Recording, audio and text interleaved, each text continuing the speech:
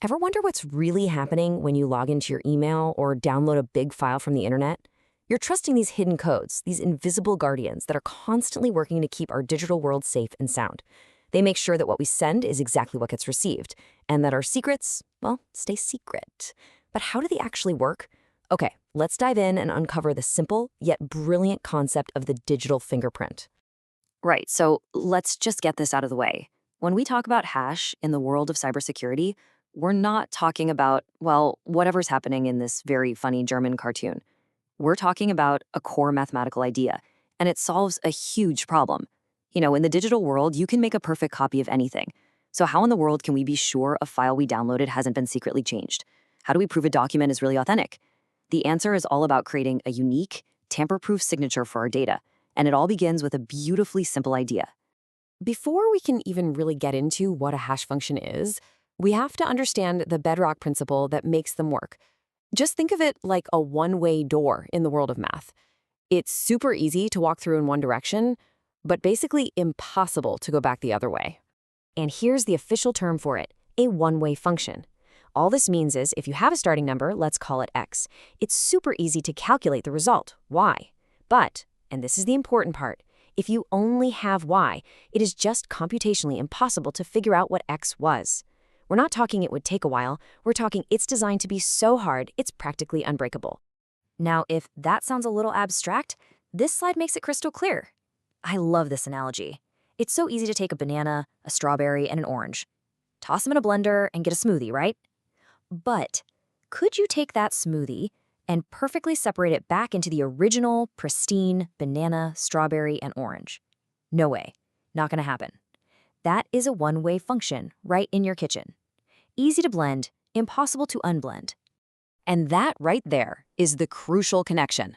A secure hash function, the kind we rely on every single day, is just a very specific, incredibly useful type of one-way function. It takes that impossible to unblend idea from the kitchen and turns it into one of the most powerful security tools we have. So how do we actually use this one-way property? Well, we use it to create something called a digital fingerprint. A hash function can take any piece of data you throw at it, a password, a legal contract, even an entire movie, and it crunches it all down into a single, unique code. This illustration is just perfect. The hash function is like a meat grinder for data. You can feed it a tiny little text file or the entire series of Game of Thrones. It doesn't matter. What comes out the other side, what we call the message digest or the hash, is always the same fixed length. And here's the magic. If you change just one single letter in that massive input, the output hash changes completely and unpredictably. It's a truly unique one-way fingerprint for your data. Okay, but here's where things get a little more interesting.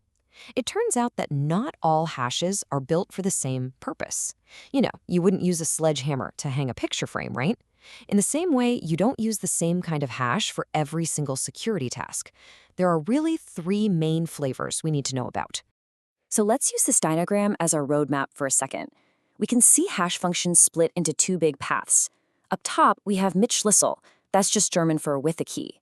And below that, ohne Schlüssel, which means without a key. Then that without key path splits again, based on whether it's cryptographically secure or not. And just like that, we have our three distinct types of hashes. So our first flavor is the most basic one of the bunch, the checksum. This is a non-secure, keyless hash. Its only job in life is to catch accidents. Like a typo when you're entering a credit card number, or maybe a tiny error during a file download. It is absolutely not meant to stop a determined attacker. And a perfect example you've probably seen a million times is the checksum on a book's ISBN. That last digit isn't random at all. It's actually calculated from the first 12 digits using this simple little formula here. If you mistype one of those first 12 numbers, the math just won't work out, and the system will instantly know there's a mistake. It's simple, it's effective for what it does, but it offers zero security against someone trying to deliberately fake an ISBN. All right, now we're leveling up into the real security stuff. Our second flavor is the Manipulation Detection Code, or MDC. Honestly, this is what most people mean when they just say hash function. It doesn't use a key, but it is absolutely cryptographically secure. Its main job is to act as a stand-in, like a unique proxy, for a huge document when you're creating a digital signature. And our third and final flavor is the heavyweight champion, the the Message Authentication Code, or MAC. The key difference here, literally, is the key. A MAC uses a secret key that both the sender and the receiver have to know. This means it doesn't just check for accidental changes. It proves the message came from someone who knows the secret and that an attacker didn't mess with it on its journey. So this is the really crucial takeaway right here. An MDC is like taking a unique public fingerprint of a document. Anyone can look at the document and recalculate the fingerprint to see if it matches. A MAC, on the other hand, is like putting that document in a special envelope and sealing it with a unique wax seal that only you and the recipient have. The fingerprint proves the document itself is unchanged. But that sealed envelope, that proves it's unchanged and that it came from the right person. So why have we gone through all of this? Why does any of it matter? Because these different kinds of digital fingerprints aren't just cool computer science concepts. They are the absolute bedrock, the foundation that makes it possible for us to trust anything at all on the internet. And this chart just brings it all home so perfectly. Look at that bottom layer. Hash functions are the foundation. And from them, we build other things, like message digests, which then allow us to build MACs. And those MACs are essential for data integrity and authentication. You see? Without these humble one-way functions, the entire structure of secure, private communication would just crumble. So when you really stop and think about it, everything from your bank account to your private messages, it's all protected by these clever mathematical one-way doors. They're specifically designed to be impossible to open from the wrong side. But the search for a key, for a way to reverse the irreversible, that search never ever stops.